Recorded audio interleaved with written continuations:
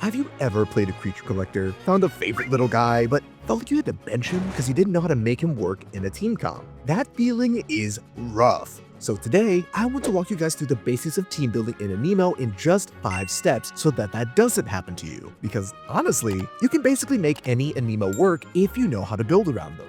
So for the first and arguably most important step, find your favorite Aniimo. The creature designs in this game are honestly phenomenal. It basically got every demographic covered, whether you want to be kind of edgy like me, or you just want some cute Aniimo to take pics with. There's over 100 little and some big guys out there, so you're sure to find a favorite or two. Personally, I've been a really big fan of Stellaris ever since I saw him, so he'll be my example moving forward here. My captain of the ship, if you will. Okay, so you have your favorite Aniimo, maybe you even got them with perfect potentials and personality types, which could honestly be its whole separate video, so be sure to subscribe to not miss that breakdown. Now, how do you go about actually using them in combat? Well, we'll need to understand the 5 different roles Aniimo can fill in the team, and how they work together. Going back to our sailing analogy, these form the ship for the captain to actually sail with. You can think of these roles as classes in other games. DPS, your main damage dealers who want to maximize their damage during break windows. Healers, there to, you guessed it, heal your team.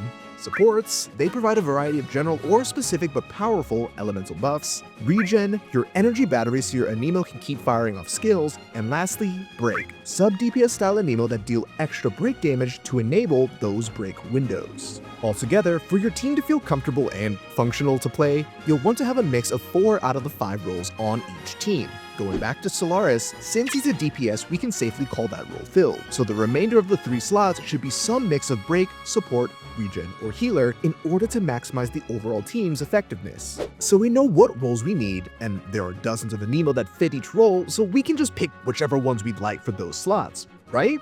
Well, not exactly. You see, elemental advantages and disadvantages are a huge part of Aniimo's combat. You deal way less damage if you try to attack someone with an element they resist, and you take way more if you're hit by an element that you're weak to.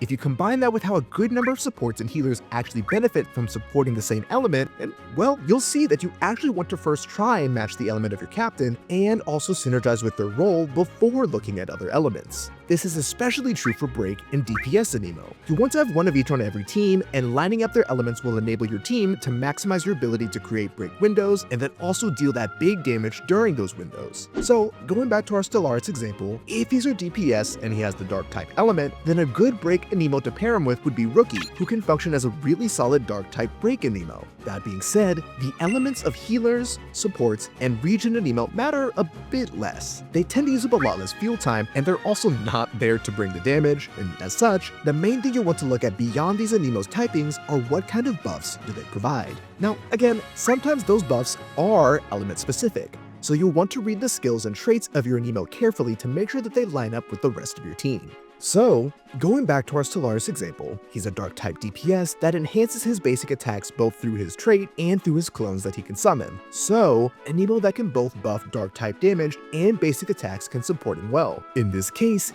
an Aniimo like Fragrance Air fits the build through the normal attack buffs and dark resistance debuffs it can apply. In a similar vein, the regen Aniimo Witchin applies a debuff that restores energy on Dark type basic attacks. This would round out the team with synergistic roles in Break, DPS, support, and regen, while also rounding out the team in how they want to deal damage and support those damage dealers. So for our last step, we'll need to consider what our goals are for this team, as well as your comfort with action gameplay. Let me explain. While Aniimo is a creature collector, it also heavily features action gameplay, meaning you'll need to dodge attacks and do mechanics or you'll lose. So, if you'd like to take the edge off a bit, you could opt to do something like run a healer instead of a support Aniimo to give you some leeway in case you accidentally get hit. Also, pro tip, I'd say swapping the support out with the healer works better instead of a regen Aniimo, since your healer can't do anything without energy. So having a regen Aniimo helps your team to not completely run out of steam and instead lowers your damage ceiling to replace it with some more comfort and survivability. That being said, a lot of support Aniimo do provide some level of healing, albeit just not as much as a healer. So I'd encourage you to try playing around to see what feels comfortable for you. Now, as thanks for making it to the end of this video, I wanted to throw another freebie team building tip here at the end. One of the game modes you'll be interacting with a lot is the Holo-Battle sim. It's kind of like a roguelike PvE mode that you'll need to play in order to get carried items and runes to power up your Aniimo. You can kind of think of these like artifacts from games like Genshin Impact. Now, there are 3 different challenges you can choose to take on that provide different carried item and rune rewards. And those challenges are divided between the grass, water, and fire elements. As such, looking ahead, you'll want to make sure you have teams designed to counter those elements specifically. Taking our example Stellaris team, Dark-type happens to counter both grass and fire, so we'd only need to make 1 extra team to counter the water challenge. And that wraps up today's video. Thank you all so much for watching.